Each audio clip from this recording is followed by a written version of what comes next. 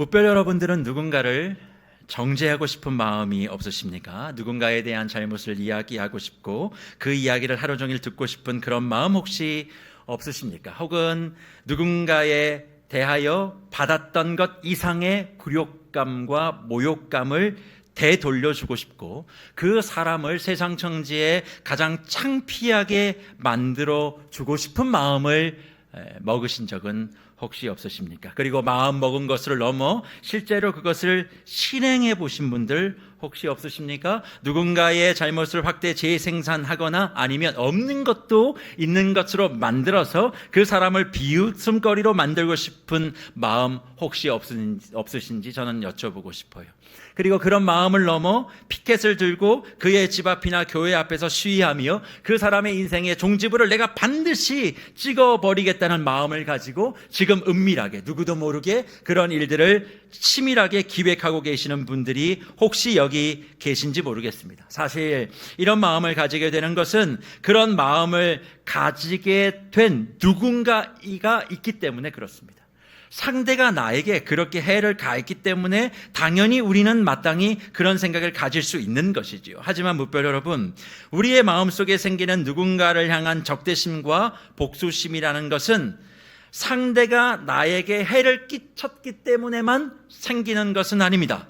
우리의 마음에 생기는 분노는 또 하나의 이유로도 생기는데 그것은 나 자신 안에 있는 죄에 대한 죄책감 때문에 생기는 것입니다. 내가 잘못하고 내 자신이 저지른 일에 대한 죄에 대한 죄책이 영혼 속에 존재하게 되면 그것은 반드시 분노가 되어 누군가에게 흘러 표현된다는 것입니다. 마치 화산의 용암이 화산 내부에서 끓어오르다가 어느 임계점을 넘어가면 그것이 폭발하여 흘러넘쳐 주변의 자연 생태계를 다 망치는 그런 원리인 거죠. 나의 내면에 나의 죄와 죄책에 대하여 그것을 봉하고 있다가 어느 순간 그것이 터져 나오는 원리를 통해서 분노는, 적개심은 타인을 향해서 그렇게 나타나기도 한다는 것입니다. 그런데 우리는 대부분 자신의 분노와 누군가를 향한 정죄와 복수가 첫 번째 이유, 그게 뭡니까?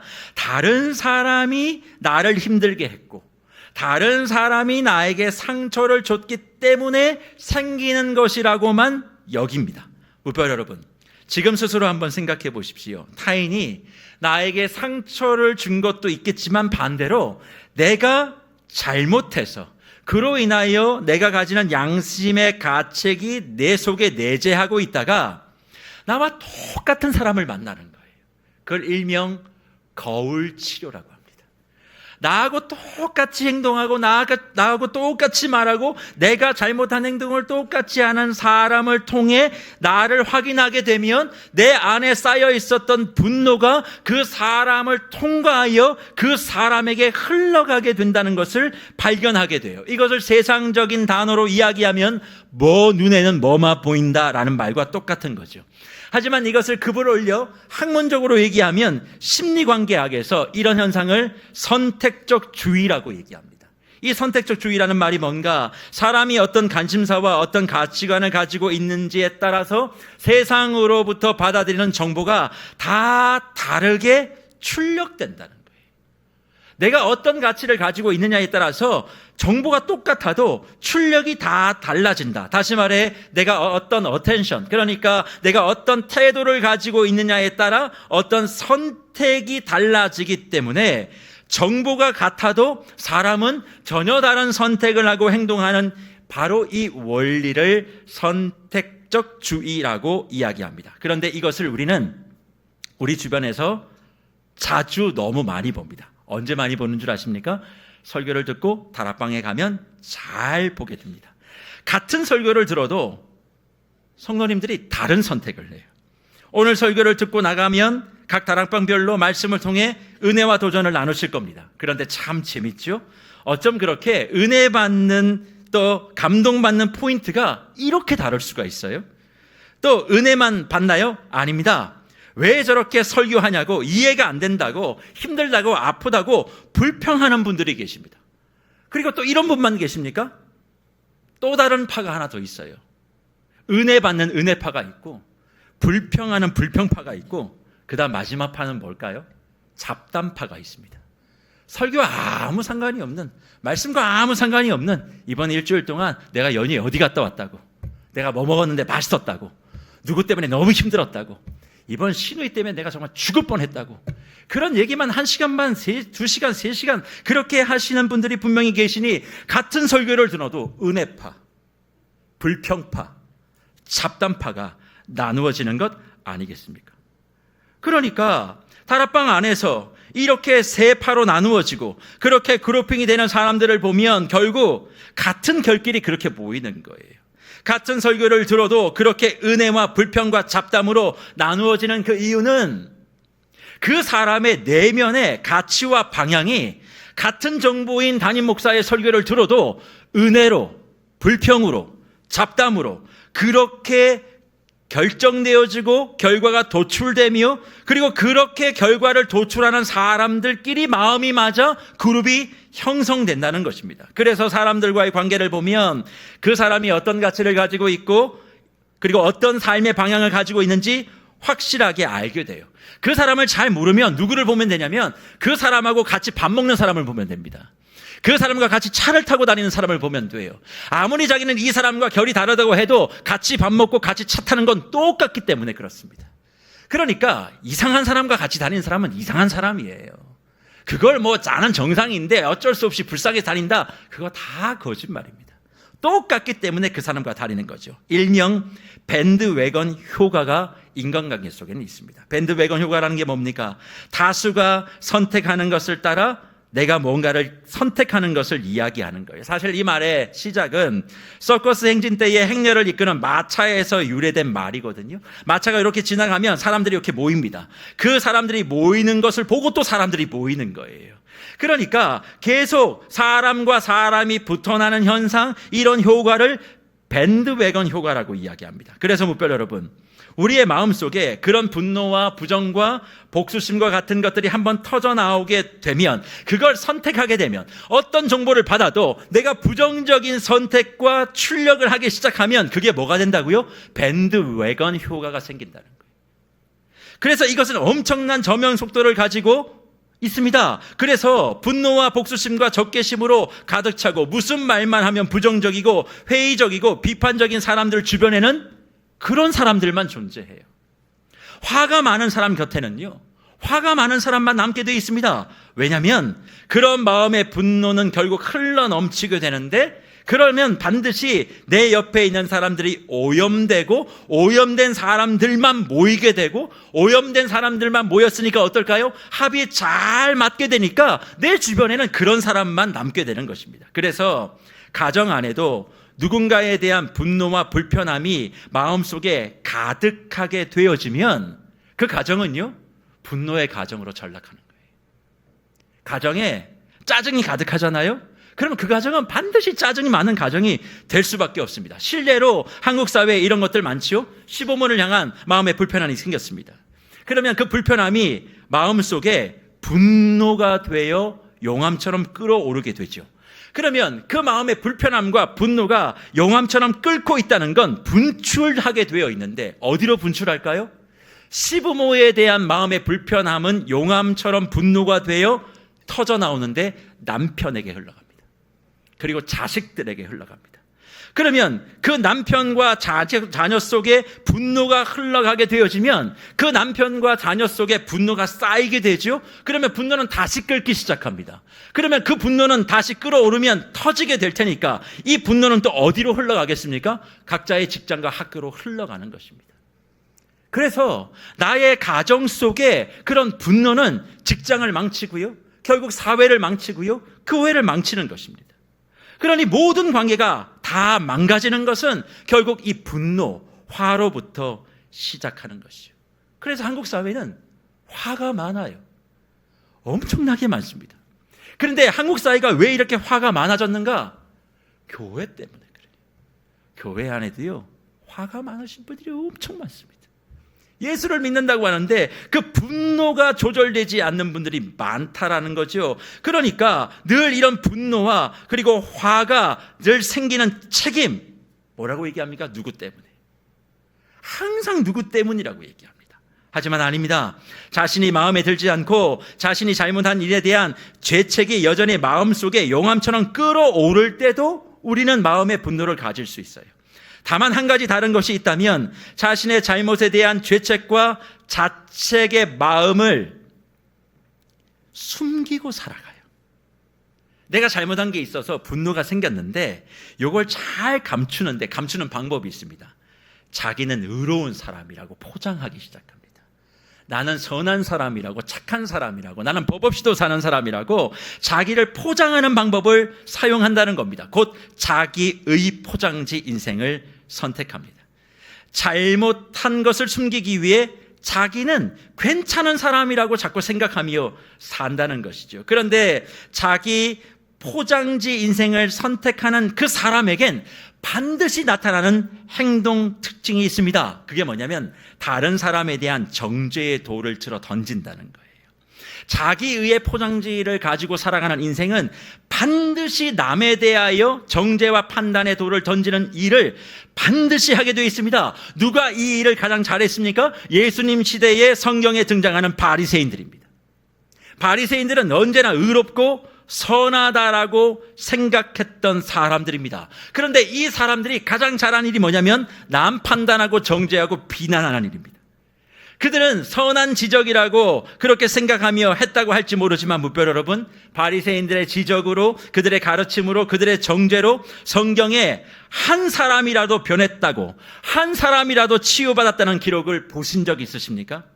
정죄와 비난을 통하여 사람이 새롭게 되는 경우는 없습니다. 오히려 자신의 의로움과 자신의 생각만이 옳다고 하는 사람들을 만나면 만날수록 인생은 좋은 쪽보다 오히려 망하는 쪽으로 결정되게 되어 있습니다.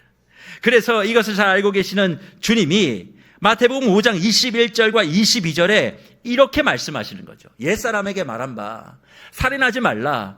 누구든지 살인하면 심판을 받게 되리라 하였다는 것을 너희가 들었으나 나는 너희에게 이르노니 형제에게 노하는 자마다 심판을 받게 되고 형제를 대하여 라가라 하는 자는 공회에 잡혀가게 되고 미련한 놈이라 하는 자는 지옥불에 들어가게 되리라 말씀하고 있어요. 이 말씀 너무 잘 아는 말씀입니다. 그런데 22절 이 말씀, 여러분 정말 이 말의 의미가 무엇인지 알고 계십니까? 먼저 여러분께 질문드리고 싶습니다. 사랑하는 무별 여러분은 다 예수를 믿으셨으니까 천국 가시지요? 확신이 없으십니까? 아멘이라고 하셔야만 합니다. 천국 가시지요? 그런데 예수님은 말씀합니다. 지옥불에 들어가는 세 가지 조건을 이야기해요. 첫째가 뭐냐? 노하면 지옥에 갈 것이다. 두 번째, 라가라 하면 지옥에 갈 것이다. 세 번째, 미련한 놈이라고 하면 지옥불에 들어갈 것이다. 그렇게 말씀합니다. 그러면 분명히 나는 예수를 믿어 천국에 가는 줄 알았는데 지옥불에 들어가는 세 가지 조건을 살펴보니 자신이 없는 겁니다. 그러면 그 세 가지가 무엇인가? 첫 번째는 형제에게 노하는 자. 여기서 말하는 노하는 자가 뭡니까? 자막을 다시 한번 보여주실까요? 그 노하는 자는 이 말입니다. 올기조라고 하는 말이에요. 이 말은 화를 낸다는 말이 아닙니다. 이 말의 의미는 자극하다는 얘기예요. 그러니까 내 옆에 있는 사람을 긁는 것, 이것은 지옥으로 가는 지름길이래요. 단지 내가 화를 내는 것이 아니라 상대를 긁는 거 있잖아요. 어떻게든 마음을 불편하게 만들면 지옥에 갈 거야. 예수님의 말씀입니다. 저의 얘기가 아니고. 그리고 두 번째로 뭐라고 얘기합니까? 형제에 대하여 라가라. 이거 리을입니다. 니은이 아닙니다. 이걸 가지고 야 나가 그렇게 얘기하면 지옥 간다. 그거 성경을 모르시는 분이에요. 여기서 말하는 라가라는 go out, get lost가 아닙니다. 꺼지라는 이야기가 아닙니다. 여기서 하는 이야기는 뭐냐? 그러면 헬라어 말로 흐라카라는 얘기입니다. 멍청하다는 얘기예요. 상대를 비방하는 얘기입니다. 이 멍청한 사람. 그러면 그 사람 지옥불에 간답니다. 그리고 마지막으로 얘기하는 거 미련한 놈이라고 하는 자는 지옥불에 들어간다. 모로스. 이건 바보라는 얘기입니다. 우리말로 번역하면 머리는 왜 달고 다녀? 그렇게 상대를 비아냥거리고 어이없어 하고 그렇게 생각하고 바라보고 그리고 행동하는 그 사람 어디 간다고요? 지옥에 간답니다. 그러면 다시 묻습니다. 여러분 천국 가실 수 있으시겠습니까? 저는 이 세 가지 조건에 다 해당됩니다. 그러면 이 말씀이 정말 우리에게 주시는 말씀의 핵심이 도대체 무엇일까? 예수님은 산상수훈을 통해 하나님의 나라를 살아가는 하나님 나라의 백성의 삶에 대한 이야기를 하면서 전제가 있어요. 지옥불에 들어가지 않으려면 전제가 있습니다. 뭐냐? 하나님의 백성은 화가 없어야 된대. 분노가 없어야 된대. 마음에 시기와 질투가 없어야 된다는 거예요. 인생을 살면서 화나는 일, 분노가 생기는 일이 당연지사 있을 수밖에 없지만 주님은 없어야 된다고 얘기합니다. 그럼 도대체 이 말이 뭔가? 살아가면서 어떤 경우라도 화내지 마, 분노하지 마. 그게 아니라 화와 분노를 하나님 안에서 네가 처리해야 된다는 거죠. 마치 오물을 정화조에 통과해서 정수기를 통해서 깨끗한 물로 바꾸는 것처럼 화가 생길 때마다, 분노가 생길 때마다 그걸 하나님으로 해결해야 된다는 게 전제입니다. 그래야 마음의 분노가 조절이 되어져야 사람을 보고 이 멍청한 사람 같으니, 이 바보 같은 사람 같으니 이런 욕을 하지 않는다는 거예요. 마음의 감정이 입술로 표현되는 것 아닙니까? 그런데 하나님 나라의 백성의 사람들이 예수를 믿는다고 하면서 그 예수 앞에 마음의 화와 감정을 그리고 분노를 해결하지 못하고 그냥 막 뱉는 거예요. 그러니까 그런 사람들은 네가 예수를 믿어도 지옥불에 들어갈 거야. 이게 예수님이 우리에게 가르쳐 주신 말씀입니다. 그런데 하나님 앞에서 해결해야 될 이 분노가 해결되지 않으니까 어떤 일이 벌어집니까? 자신의 마음속에 숨겨둔 것들이 분노 분출됩니다. 정죄가 폭발합니다. 그런 일들이 벌어지는 거예요. 그런데 문제는 그것이 누군가의 상처로부터든 아니면 자기 자신의 잘못과 죄책에 대한 부분인 것이든 아니면 그것을 숨기기 위한 자기의 때문이든 핵심은 우리는 우리의 마음속에 있는 분노와 화를 정당화시키고 있다는 거예요. 그러면서 진짜 내가 살인한 사람들보다 낫지 않냐? 내가 마음속에 분노를 가지고 있고 화를 가지고 있고 그렇게 하지만 성경에서는 마음으로 미워하는 자 살인했다 얘기하지만 내가 실제로 사람을 죽이지 않았으니까 살인자보다는 내가 좀 더 나은 삶을 살고 있지 않냐고 자기의 분노화를 정당화하는 사람들이 너무 많다는 겁니다. 실상 하나님 나라의 관점에서 사람을 모욕 주고 소리를 높여 야유하고 무례하게 굴며 상대를 깎아내리고 자신의 정당성을 확보하고 자신은 옳은 일을 위해서 했다고 이야기하며 자기 명분만을 만들 뿐 실상 지옥불로 가는 길을 선택하고 있다는 거예요. 이것만입니까? 소위 세상에서 말하는 살인 미소 이 뜻 아시죠? 아주 멋지고 아주 예쁜 그런 사람들이 짓는 미소를 우리 살인 미소라고 얘기합니다. 배우 박보검 씨 같은 분들이 이렇게 웃으면 우리는 살인 미소를 봤다 그렇게 얘기하죠. 그런데 그런 박보검 씨가 주는 살인 미소 말고 문자 그대로 정말 살인을 담은 싸늘한 미소예요. 그 미소를 가지고 상대를 비웃고 망가뜨리는 그런 행위가 예수를 믿는다라고 하는 교회 안에서 하나님 나라의 회복을 주장하는 성도인 나를 통해 일어나고 있다면 산상수훈을 지금도 우리에게 말씀하신 하나님의 마음을 우리는 무시하고 내 방식대로 살아가는 것 아닐까요? 그래서 우리는 지금 예수님의 발 앞에 가늠한 한 여인이 잡혀온 사건을 주의 깊게 바라봐야만 합니다. 성전에서 하나님 나라의 삶을 강론하시고 말씀을 가르치는 예수님 앞에 서기관들과 바리새인들이 음행 중에 잡힌 여자를 끌고 옵니다.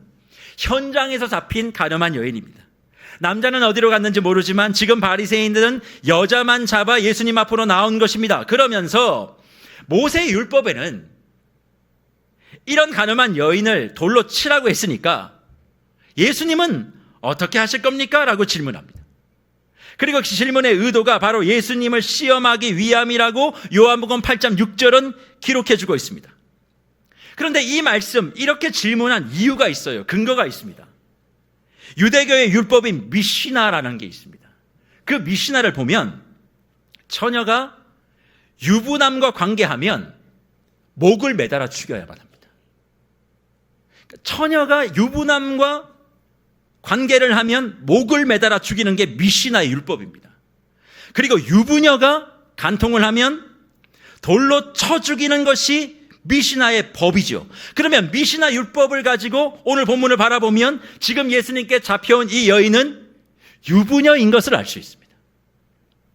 어떤 이유로 이렇게 됐는지는 알 수 없지만 결혼 생활 이후에 상처와 말할 수 없는 답답함과 또 외로움과 갈등과 이런 것들이 이유가 되어 그 자리에 있었을 것입니다.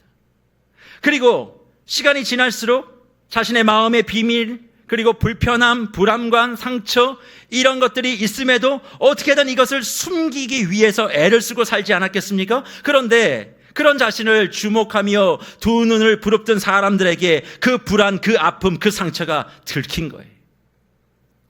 바리새인들과 서기관들이 그 현장을 주목하고 있었고 그 현장에 그 여인을 바라봤던 눈은 경멸과 멸시와 천대의 눈이었습니다.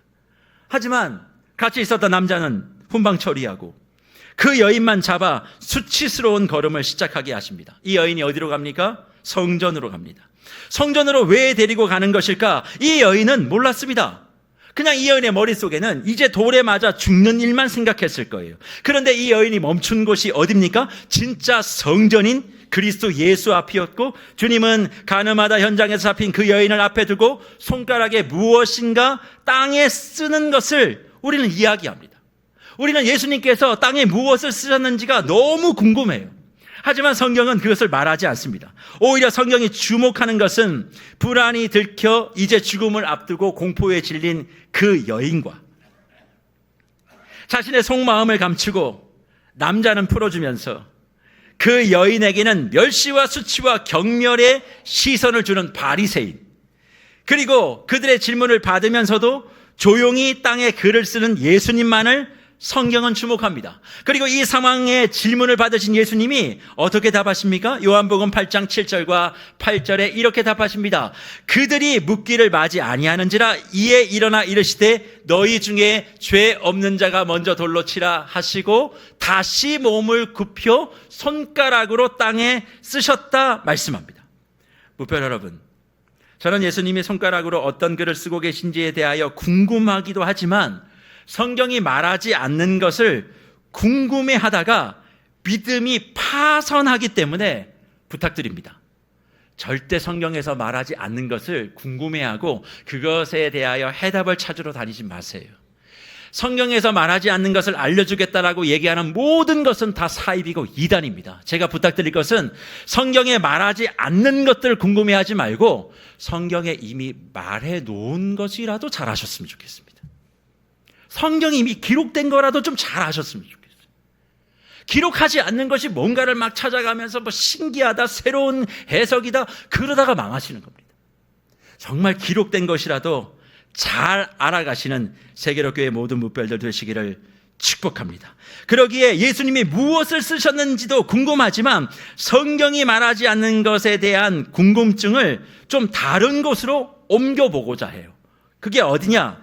왜 이 가늠한 유부녀를 앞에 두고 예수님 자신을 무너뜨리기 위한 질문을 하는 바리새인과 자신의 잘못을 거울 보듯 보며 남자는 풀어주며 이 여인에게만 모든 분노와 죄책을 용암처럼 분출하는 이 사람들 앞에서 예수님은 손가락으로 땅에 글을 쓰셨을까요?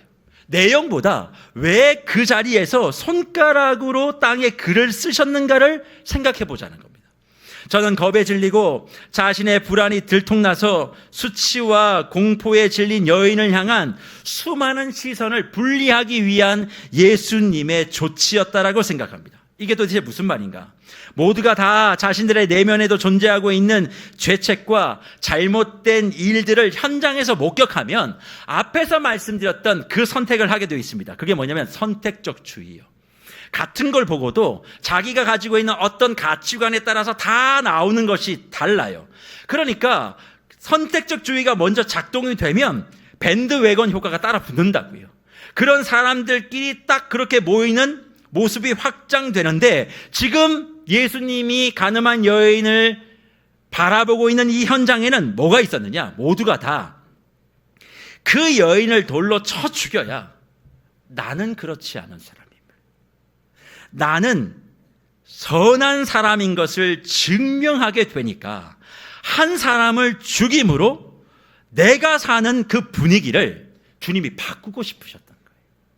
모두가 다 이 여인을 정죄하고 이 여인을 판단하고 이 여인을 죽임으로 자신의 내면에도 그런 죄가 있다는 것을 알지만 어떻게든 이 사람을 죽여 나의 의로움을 드러내고자 하는 현장 속에 주님은 시선을 그 여인이 아닌 다른 곳으로 돌리고 싶었다는 것입니다. 왜요? 그 가늠한 유부녀는 주님의 딸이었기 때문에 그렇습니다. 딸이기에 판결이 아니라 긍휼로 그 여인을 보호하고 싶으셨던 것이고 그 여인을 살림으로 모두를 살리고 싶은 주님의 마음이 있었기 때문에 그랬던 거죠. 그리고 일어나 죄 없는 자가 먼저 돌로 치라 라고 하는 주님의 선언이 있자 실제로 무슨 일이 벌어집니까? 사람들의 손에서 돌이 떨어지기 시작합니다. 그 돌은 어떤 돌입니까? 자신들의 손에 들고 있었던 자기의의 돌입니다. 그리고 자기도 가지고 있었던 간음의 돌입니다. 누군가를 미워했던 살인의 돌이고 자기도 불안하고 자신의 잘못에 의하여 몸부림친 것을 어떻게든 숨기려고 했던 비밀의 돌입니다. 그리고 그런 돌들을 그 여인에게 다 던지고 이제 나는 깨끗하다라고 하는 것을 증명하고 싶었는데 그걸 다 쏟아놓고 자기 길을 갑니다. 주님은 그 여인을 딸로 여겨 보호하셔야만 했기에 주님의 이 말씀 앞에 그 수많은 돌들이 손에서 떨어지기 시작했고 이제 그 여인과 주님만 남게 됩니다. 그리고 눈을 떠서 바라본 예수님의 눈빛은 지금까지 그 여인이 공포 속에 떨게 했던 비난과 자기 의로움의 거만한 눈빛이 아니라 긍휼과 사랑의 눈빛이었습니다. 그런 여인에게 주님은 이렇게 말씀하시죠. 요한복음 8장 10절과 11절의 말씀입니다. 예수께서 일어나 여자 외에 아무도 없는 것을 보시고 이르시되 여자여 너를 고발하던 그들이 어디 있느냐? 너를 정죄한 자가 없느냐? 대답하되 주여 없나이다. 예수께서 이르시되 나도 너를 정죄하지 아니하노니 가서 다시는 죄를 범하지 말라 하시니라 말씀하고 있습니다. 주님이 이 여인을 향해서 내가 너를 정죄하지 않는다는 말씀하기 전에 먼저 물으신 게 있습니다. 그게 뭐냐면 너를 고발한 자가 어딨냐는 거예요. 이 여인을 용서하기 전에 먼저 주님은 고발한 자를 찾습니다. 너를 고발하고 너를 정죄한 자 누굽니까? 1차적으로는 바리새인들이죠. 서기관들이죠.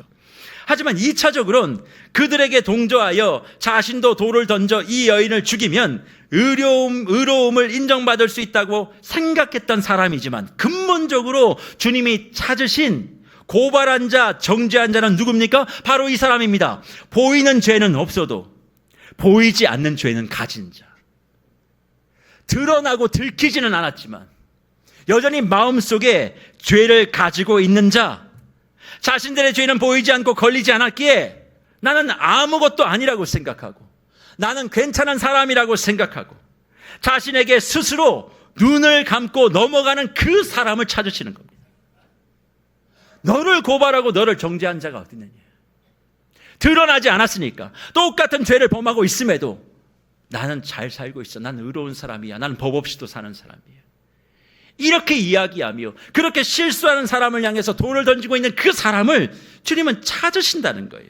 그래서 이들은 현장에서 가늠하다 잡힌 유부녀를 잡아서 많은 사람 앞에 내어두고 죄를 범했기에 이 사람은 실패한 사람이고 실패한 사람이기에 이 사람은 대접받을 가치가 없다고, 나는 실패하지 않았다고, 나는 한 번도 실수하지 않았다고, 나는 깨끗하다고, 그러니까 나는 대접받아야 된다고 그렇게 선언한 것입니다. 그리고 이 깨끗함과 그리고 죄지음을 결정하는 결정권 누가 가지고 있었습니까?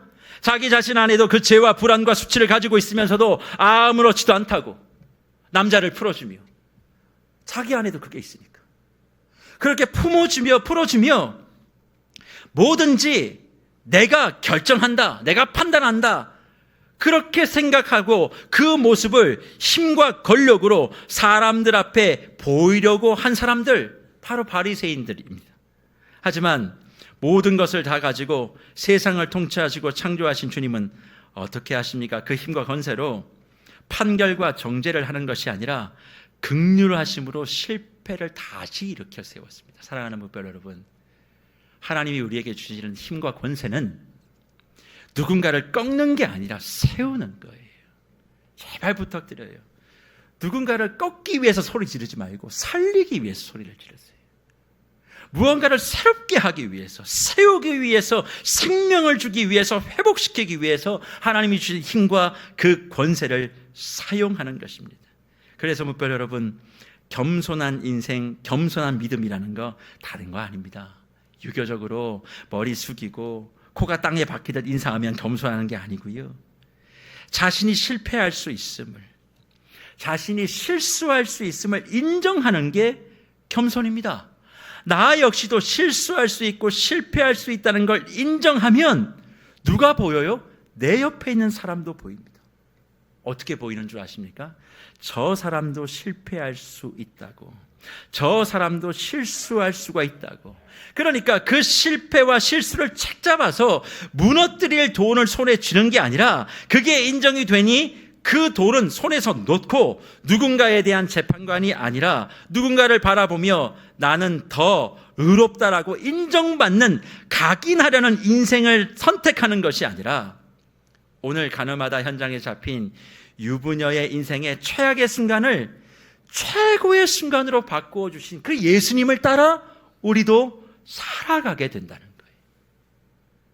정말 예수님을 만나면요, 내가 실수할 수 있는 존재인 것을 인정합니다. 예수님 앞에 서면 다 똑같아요. 뭐 대단한 사람이 어디 있습니까? 그러니까 예수님 앞에서 내가 그런 모습이라는 걸 인정하게 되니까 내 옆에 있는 사람에게 별로 기대를 안 합니다. 부표 여러분, 저에게 기대하지 마십시오. 저는 여러분이 생각하는 그런 삶을 살 수 없는 사람입니다. 그러나 하나님의 말씀이기에 같이 나누고 그 말씀대로 한번 같이 애써보며 가보자라고 있는 사람이지 흠이 없고 완벽한 사람은 아닙니다. 그런데 그 하나를 가지고 목사가 저렇게, 그러지 마십시오. 저도 여러분에게 그럴 수 없고 여러분도 저에게 그럴 수 없는 것입니다. 왜요? 주님 앞에 서면 다 실수할 수 있는 사람이기 때문에 그렇습니다. 그래서 내 옆에 있는 사람을 보면 왜 저래라고 말하는 게 아닙니다. 이상해라고 말하는 게 아닙니다. 그럴 수도 있지, 저럴 수도 있지. 근데 우리는 그게 통용되지 않아요. 내가 1년에 한 번도 빠짐없이 교회를 나왔다, 빠지지 않았다, 그게 내 자기 의의 외투가 딱 되어져서 교회 빠진 사람들 주일 예배도 빠진다고. 예, 주일 예배 빠지시면 안 됩니다. 그러나 그 사람이 왜 빠졌을까를 한번 생각해 보십시오. 이유가 있어 빠지지 않았겠습니까? 그러면 그 이유를 만져주고 그 이유를 새롭게 해주고 넘어진 사람이 다시 일어설 수 있도록 하는 게 신앙입니다. 그런데 권사가 주일날 빠지고 말이에요. 빠진 것보다 왜 빠졌나를 봐야죠. 그리고 그 사람이 다시 예배에 잘 나올 수 있도록 지적할 것이 아니라 감싸 안아주고 도닥여주고 세워주는 것, 바로 이것이 주님을 닮아 살아가는 하나님의 백성, 그리고 그 백성들이 모인 신앙 공동체, 곧 교회라고 말씀하고 계십니다. 그러나 우리는 어떻게 살아갑니까? 그 예수님이 이렇게 하신 것과 전혀 다른 방법을 가지고 살아가지 않습니까? 그래서 저는 C.S. 루이스가 기록한 순전한 기독교라는 책에서 기순한 이 부분을 주목합니다. 묵별 여러분, 천국 가시기 전에 C.S. 루이스가 기록한 순전한 기독교라는 책은 꼭 한번 읽어보셨으면 좋겠습니다. 천국 가시기 전이니까 아직 시간 많이 남아있습니다. 순전한 기독교라는 책을 한번 접해보셨으면 좋겠어요. 그 책 제3권 그리스도인의 행동 제5장 성도덕이라는 챕터에 나온 글이 이러합니다. 누구든 기독교인이 음란을 최고의 악덕으로 생각한다면 그것은 완전히 잘못한 것이다. 육신의 죄는 악하지만 그것들은 모두 죄 중에서 가장 덜 악하다. 최악의 쾌락은 하나같이 전적으로 영적이다. 곧 다른 사람들을 그르다고 몰아세우는 쾌락, 굴림하고 깔보고 통제하고 선심 쓰는 체하고 남들의 흥을 깨고 험담하는 것을 즐기는 쾌락, 권력과 미움의 쾌악이라 말로 가장 악한 죄다. 내 안에는 두 개의 자아가 있다. 하나는 동물적 자아이고 다른 하나는 악마적 자아이다. 둘 중 악마적 자아가 더 나쁘다. 이것이 교회에 꼬박꼬박 다니지만 냉담함과 자기의에 빠져 도덕 군자 행사하는 자가 창기보다 지옥에 더 가까운 이유다. 하지만 물론 두 자아 모두 없는 편이 낫기는 하다. 그렇게 기록합니다. C.S. 루이스도 고백합니다. 내 안에 두 개의 자아가 있다. 하나는 동물적 자아. 동물적 자아는 뭡니까? 욕구죠. 인간의 기본적인 욕구. 그게 동물적 자아입니다. 그러나 그 동물적 자아보다 더 악한 것이 있대요. 그게 뭐냐면 악마적 자아입니다. 악마적 자아가 무엇입니까? 도덕적으로 무언가를 잘했고 못했고 이런 문제가 아니라 내 안에 다른 사람들이 그르다라고 몰아세우는 쾌락이요. 남의 흠을 붙잡고 그것을 이야기하고 험담을 즐기는 쾌락이요. 내가 가지고 있는 힘을 가지고 누군가를 무너뜨리는 쾌락이요. 이것이 악마적 자아가 갖는 사람들이 행하는 일인데 이 악마적 자아가 어디서 많이 드러난다고요? 교회에 꼬박꼬박 다니지만 냉담해요. 그리고 자기의에 빠져 있어요. 마치 나는 선한 사람이냐. 어떻게 저렇게 행동할 수 있냐. 손가락을 자기를 향해서는 한 번도 주지 않고 남을 향해서 자기에게 손가락 4개가 오는지도 모르고 남을 향해서 그렇게 행세하는 자가 창기보다 지옥에 훨씬 더 가까운 이유라고 이야기합니다. 물론 동물적 자아, 육신의 죄가 없어야만 하지만 둘 다 없어야 하는 것이 더 낫다라고 기록은 하고 있죠. 정죄와 단죄의 판단은 죄 없는 사람만이 하는 것이고 그래서 죄 없는 주님만이 하실 수 있는 것입니다. 하지만 판결과 판단의 자리에 서 계신 주님이 뭐 하십니까? 판단하십니까? 지금 이 가늠한 이 여인을 판단하셨어요? 안 합니다. 오히려 주님이 하신 것은 뭡니까? 은혜와 긍휼을 베풀어 주시고 그 여인이 그간 가지고 있었던 모든 불안과 비밀을 숨겨오면서 힘들었던 것들로부터 이제는 상처받지 않고 살아갈 수 있도록, 기억이야 완전히 사라지지 않겠습니다만 스스로 무너진 인생이 아니라 다시 살아볼 인생으로 변화시켜 주신 것이 예수님입니다. 그러면 그 예수님이 교회의 머리라면 예수를 교회의 머리로 두고 있는 교회는 어찌 해야 되겠습니까? 정죄의 도를 버려야지요. 판단의 도를 버려야지요. 자기의의 도를 버려야지요. 나도 실수할 수 있는 사람인 것을 이해하고 인정하고 내 옆에 있는 사람과 함께 일어나 새로운 삶을 시작하는 길을 여셔야 되지 않겠습니까? 왜 저래가 아니라 그럴 수 있지라고 생각하고 그를 품에 안으며 괜찮다고, 나도 실수했다고. 권사님 저도 그랬어요. 목사님 저도 그랬습니다. 그것을 이야기하며 서로의 상흔을 해결하고 치유받아 건강한 하나님의 공동체로 나아가야 되는데 말하지 못합니다. 왜요? 말하는 순간 돌에 맞아 죽을 거니까. 이게 무슨 교회입니까? 그러면 긍휼은 도대체 뭘까? 예수님이 그 여인에게 준 긍휼은 그냥 죄를 덮어준 게 아니에요. 우린 자꾸 문제만 생기면 덮자 그러는데 그 긍휼 아닙니다. 그 외면입니다. 그럼 예수님이 주신 긍휼은 뭔가? 핵심은 내가 너를 정죄하지 아니하노니 그게 아니라 11절 하반절에 가서 다시는 죄를 범하지 말라가 핵심입니다. 긍휼은 다시 그 죄를 범치 않는 게 긍휼이고 사랑이에요. 내가 예수님의 사랑을 받았어요? 그러면 회개하고 씻어졌다는 게 아니라 다시 그 일을 하지 않아야 사랑과 긍휼을 받은 사람입니다. 그러니까 교회는요, 우리 예배 순서에 참회의 기도가 사라져야 돼요. 매 예배 때마다 시작하는 참회의 기도가 없어져야만 합니다. 회개의 기도가 없어지는 게 회개예요. 저와 여러분의 마음속에 누구를 정죄하고 판단하고 그리고 비난했던 그 일들을 다시 하지 않는 것, 이게 예수의 긍휼과 사랑을 받은 사람의 모습입니다. 저는 그런 차원에서 오늘 이 시간 이 자리로부터 우리 교회가 주님의 긍휼과 사랑을 머금은 진짜 교회가 되기를 축복합니다. 각자의 삶을 돌아보며 예수를 정말 만났다면 그 예수님 앞에 각자가 들고 있는 그 분노의 돌, 짜증의 돌, 정죄의 돌, 판단의 돌, 험담의 돌, 이걸 내려놓고 진짜 예수를 만나는 삶을 살아가는 은혜를 누리시기를 주의 이름으로 축복합니다. 그래서 말씀을 마무리하며 저는 우리 성도 여러분께 도전하고 싶어요. 제가 이 교회에 부임한 지 6년 차가 되는데, 저 표현이 좀 죄송한 말입니다만 우리 교회에 잘하는 거 하나 있습니다. 뭔지 아십니까? 잘 삐집니다. 삐지는 거 1위 찾는 교회 하면 아마 저희 교회일 겁니다. 표현이 좀 죄송합니다. 저희 교회에 삐돌이 삐순이가 너무 많습니다. 섭섭한 게 많고요, 서운한 게 그렇게 많아요. 왜 그럴까? 결핍입니다.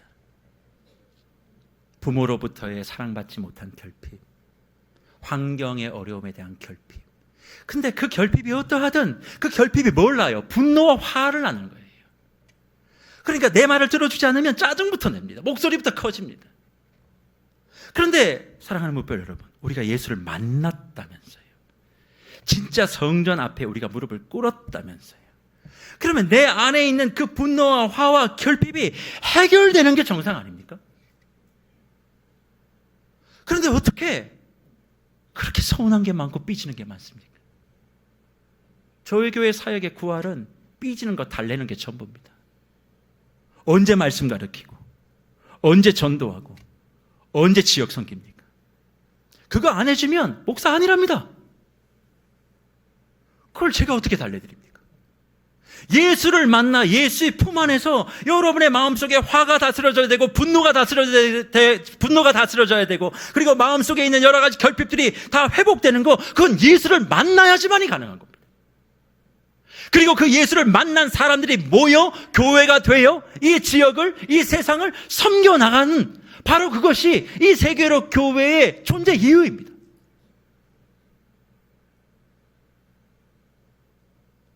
그게 되지 않으니까 서로 남 얘기를 너무 많이 해요. 지난 6년 동안 거짓말 조금 보태서 한 주도 빠짐없이 저에게 다른 사람 이야기하는 이야기를 저는 듣습니다. 목사님, 이 사람이 이랬대요, 저 사람이 저랬대요. 왜 얘기하는 줄 아십니까? 자기는 괜찮은 사람이라는 걸 저한테 얘기하기 위해서 하는 것입니다. 그래서 이 교회를 떠나신 사람들 왜 떠났을까요? 그런 돌에 맞아서 떠난 겁니다. 그런 차원에서 앞으로 남아있는 천일의 여정이 이 교회가 정말 머리 대신 예수님이 주인이시라면 예수처럼 긍휼과 사랑을 베풀고 서로의 손에 들려있는 돌을 내려놓고 자기 의의 포장지를 좀 벗고 왜 저래가 아니라 그럴 수 있다. 왜 이래 이상해가 아니라 뭔가 어려운 게 있나 보다 생각하고 서로 보듬어 안을 때 이 천일의 여정 속에 하나님이 허락하시는 진짜 천개의 기적이 맺혀지게 될 줄 믿고 오늘 이 시간부터 나가실 때 여러분이 앉은 그 자리에 보이진 않겠지만 상대를 향해서 던지려고 했던 돌은 다 내려놓고 가십시오. 부모 형제를 향해서 던지려고 했던 돌, 원망의 돌, 짜증의 돌, 분노의 돌, 오늘 그 자리에 다 내려놓고 가세요. 들고 가봐야 인생도 무거운데 그 뭐하러 들고 가십니까? 또 가서 제일 억울한 건 뭡니까? 제재로 던진 줄 알았는데 저쪽에서 나는 돌멩이 하나 던졌는데 저기 바위 던지면 또 그것도 힘들어요. 그러니까 내가 아예 안 던져야 되는 거예요. 그래서 여러분의 가정도 하나님의 나라로, 교회도 하나님의 나라로 우뚝 서는 그런 은혜가 저와 여러분에게 함께 하시기를 주의 이름으로 축복합니다.